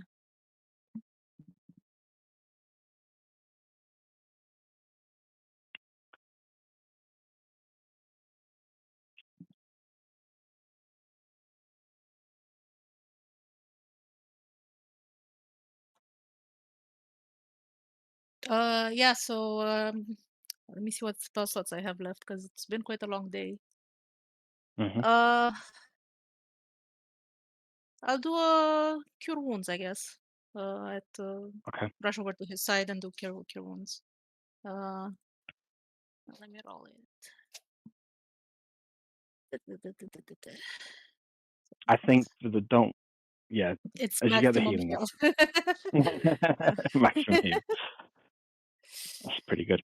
So, Howarth comes to, and in that moment, Ariel, he just looks up and he just shouts,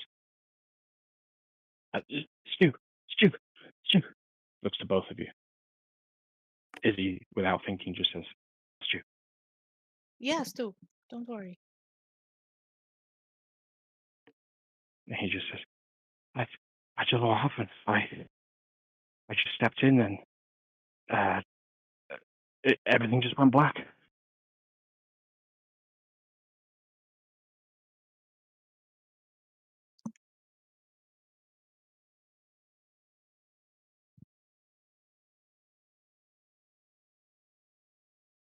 Izzy just looking around, paranoid.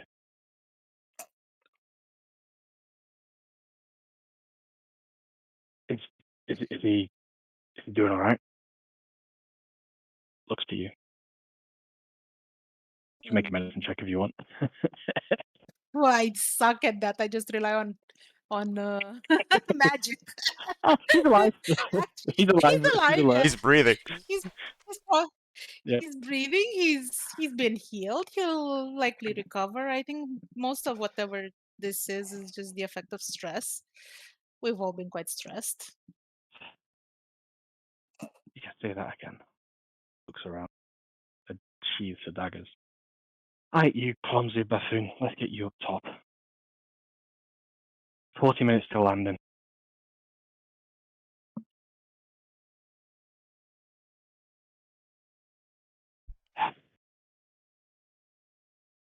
After a quick reconvene,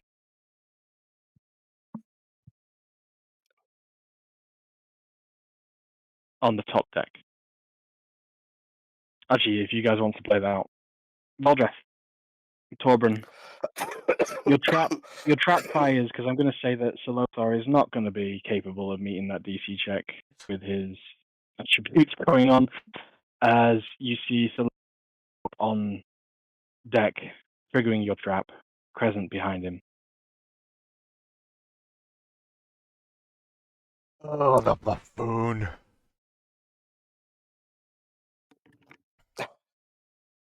Wait, what does the trap do? I think it just holds you. Pins you in place, right? Dex Like a save, netting, just roots you. Dex save, or be magically hoisted into the air, leaving you hanging upside down 3 feet above the ground or the floor. You are restrained until it Yoink. ends. Up he goes. I would say He, Salothar just goes he head can first make into dex that, saves so. at the end of each of his turns, so technically he could just keep rolling every 6 seconds. I would Nice. say with the help of Crescent, you break free after a round. So with that 19 dex save. But you know your trap's triggered. You can see what it's Salothar. Crescent helps him free. Valdreth, you witness this as well. Crescent, do you know what a sapper is? It's What the kind of guy who question? leaves. So it's the guy who leaves the traps lying around without telling anybody else about them. Right. And you're blaming my Torbran for that one, I suppose. Well, I'm blaming whatever happens to them when they become sappers. Right. Well, at least no harm done, eh? It's fine. Just an old inside joke from back when I was in the proper crusade. You doing all right, Crescent shouts. Crescent? Torbran, get your ass down here now. Aye, aye.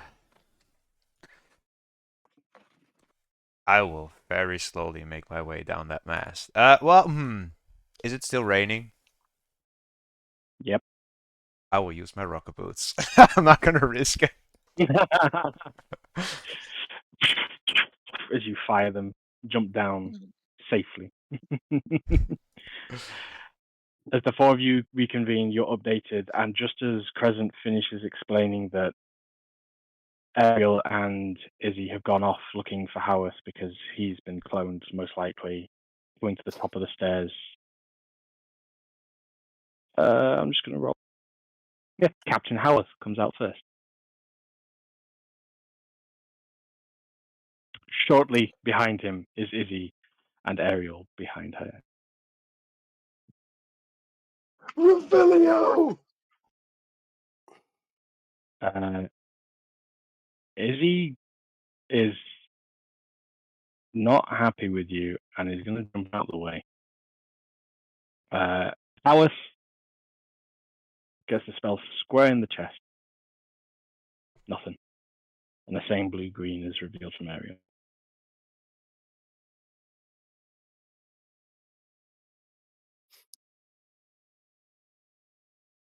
The three of them almost in unison just shout, "Stu."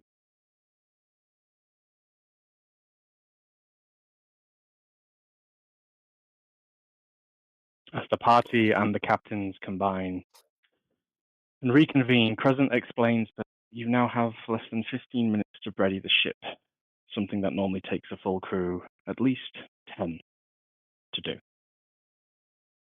for your descent into port. As the thunderstorm brews on, Torbran, you would have been watching the landmass grow ever closer, and you can see out, before you finish your descent down the mast, we'll quickly add in, you would have seen a large seaside being coming into view. You would have seen several vessels moored there. Great vessels, 3, 1 with 5 masts. I'm giving you this based off your passive perception. 1 with 5 masts, several with 3 masts, and just this plethora of other silhouettes moored up and anchored. But there's still several jetties free for the ship to nestle between. Though looking at the size of these, you're probably going to be the biggest ship in port. Okay. So I would like, we're going to have a shipmate crew roll basically. What is everybody doing to help land the ship. Lothar's gonna take directions from wherever he's needed. Okay, so He he's has doing the no help idea what action. to do. Valdreth, you have proficiency with. Crescent said I should fly, so let's go. Okay. So we've got one on the helm. Who wants to do the sails? Considering my strength is still lower, probably not me. I think you're still higher than everybody else. I'm down to 10 now. You're on par with Howarth then. So Howarth will help you with the sails. Sure, I'll help I out. have a +2, which is slightly better. Or I could just cast guidance on you guys. Okay. So Even we've got better. advantage rolls on. I'll place them out then. So Valdreth, you get advantage. Torbran, you get advantage. And I will one for Crescent as well in guiding you all. All right. Just a flat strength roll? Roll the d20s. Yep, flat 20. You're flat 20. You're all adding 2, but Valdreth, you're also adding your.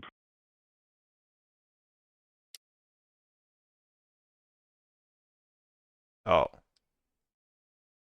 That's an 8. That's an 8. Okay. That's an 8 plus a 1d4. Oh. Not that it will make much difference. Yes, but, it's a 9. Hey, that's a 9. It's a 9. The skills are a bit all over the place. Valdreth, how's the ship navigation? 2d20s plus 2 plus your proficiency.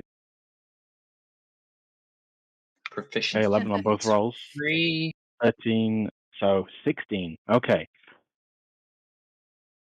With the most nail-biting, tense 15 minutes, the three of you managed to descend your 200-ish feet.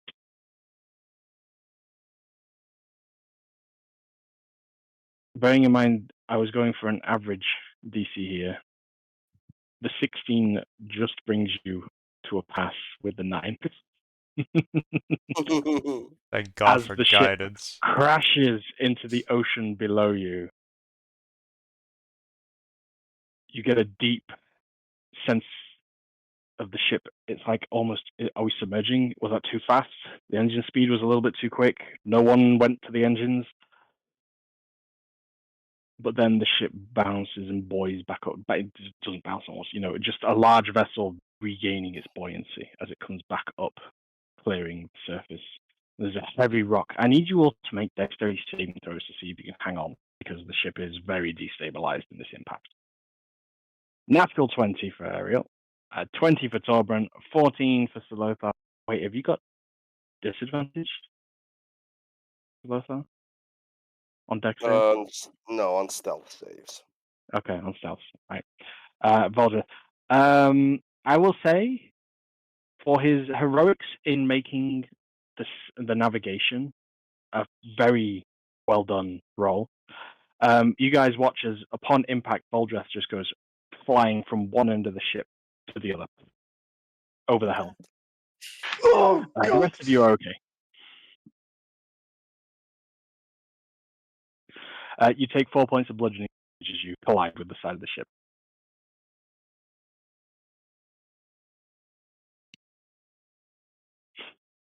However, the ship has landed as safely as you could. And as the sails are unfurled, a bit of wind gets behind them as Crescent gives the Howarth begins turning the engines off. And the ship quietly begins to make its way into port. Port Southmarch of the Iron Dominion. There's the massive grin on Lothar's face.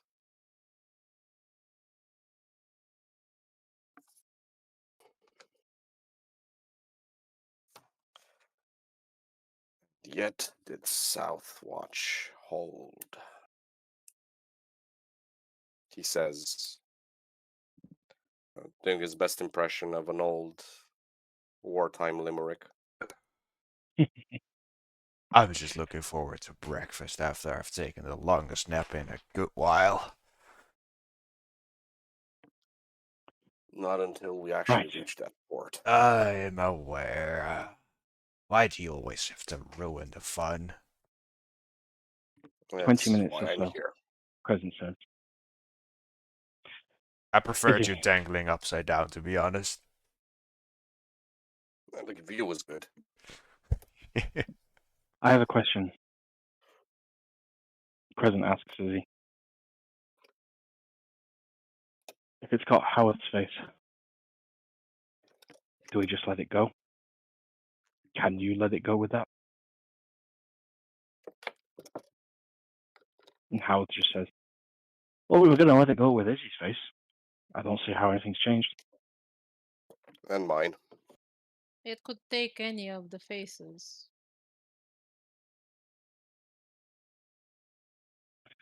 But yeah, Fair point. Well, what you told me is it scares me more and more.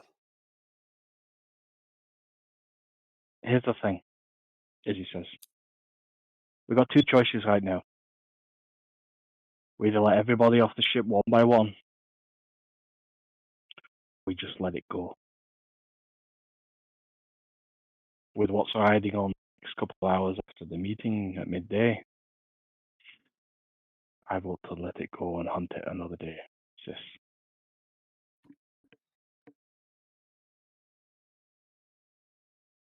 Hmm. It's your ship. We were just passengers. Wasn't after us, President probably. is mulling it over. Howard says, well, as uncomfortable as I am, skins, I really don't like the idea that someone else can look like me and put myself in a bad name. So, did we Then ever just agree says, on the fact that is this a crew member or is this an extra?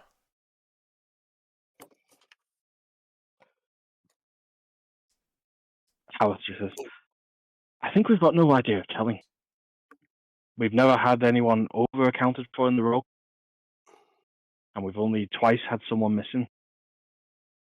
Once was a cook, once was Salotha.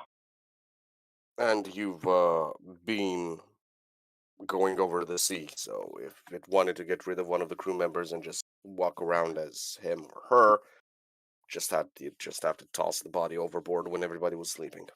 True, but in that case we probably would have found him using detect magic, assuming it's magic, which was likely, though not completely confirmed. Unless he's really good at hiding. Well, I assume you guys checked everyone tonight, didn't you? Didn't We had a you? little run-in, didn't we, Well, Salotha? we scan the whole ship, but at the same time, if it knows where we're heading, it can sort of stick to the corners and stay just outside the reach. By the way, So you didn't speaking of check a that, Izzy, list and you might marked everyone off. That's what I'm you hearing. might We want to did. check on clear. On who? You might want to check on Clearwater again because, well, let's just say if it was particularly smart about trying to sabotage the ship and have a cover story for why it was spotted where it wasn't supposed to be. It could have stashed those gems there just so it has an out. No. Shira's just a thief. I've known about it. Mm. I was going to confiscate that bag anyway. Or did you think I was counting in there? He started laughing. Well, and takes the satchel off his shoulder and hands it to Crescent. As much as I like the weight of it, I'm pretty sure this is all you. Just lay it out on deck. Tell the crew we found it. They can take it as they leave.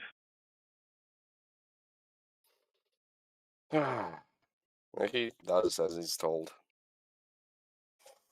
Put it on. I'll grab a table. Mm.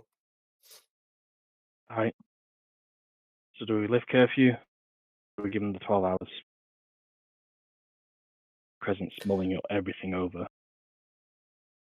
and in the calmest she's been, almost like reaffirming herself. Let's just get shot of the lot of them. It's cleaner this way, less mess, a lot less bodies. We'll just have to change a few things around you two. Izzy and Howard are looking at her. All right. I'll go lift the curfew, says Howard, as he begins marching off. And Izzy runs after him and says, "Not on your bloody own, you're not, you stupid fucking nincompoop." Go with him. The two of them disappear downstairs, and you can hear just the shouting below decks of curfew lifted. All able souls up and addy. We're departing in 10. The ship falls into life. As a 2-week crew is now very happy, though waking in the middle of the night, not happy about that, but happy to be instructed they're about to get their shore leave. An orderly queue is formed as various individuals step forth, claim from the table stolen goods that belong to them.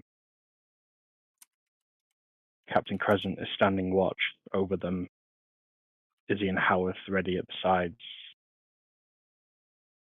As the ship begins to dock, what are the rest of you doing?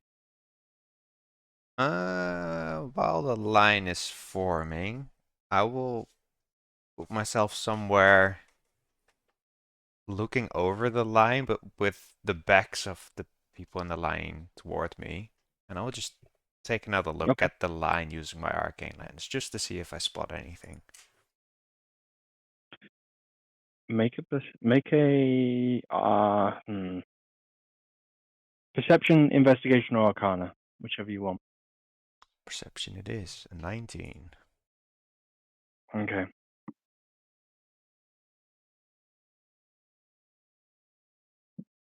You would see there are the occasional magical item, the odd weapon, an enchanted tunic perhaps, some piece of clothing, jewelry, sporadic.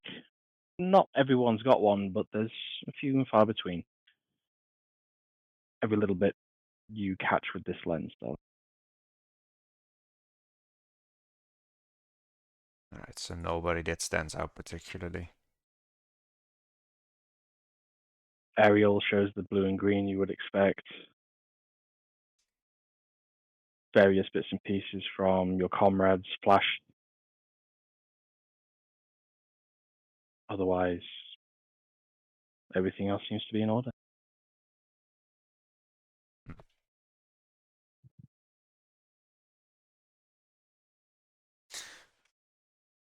I don't suppose there's a rat running about. No, Izzy. Well, you with the 19, you don't see a rat, but you stood next to Howard. Let go of him since coming back up. Okay. The docking completes. The crew disembark, uneventfully, into the night sky as the dawn is breaking. A low red sun cresting on the horizon, looking to the east. On a day of great importance for the three captains,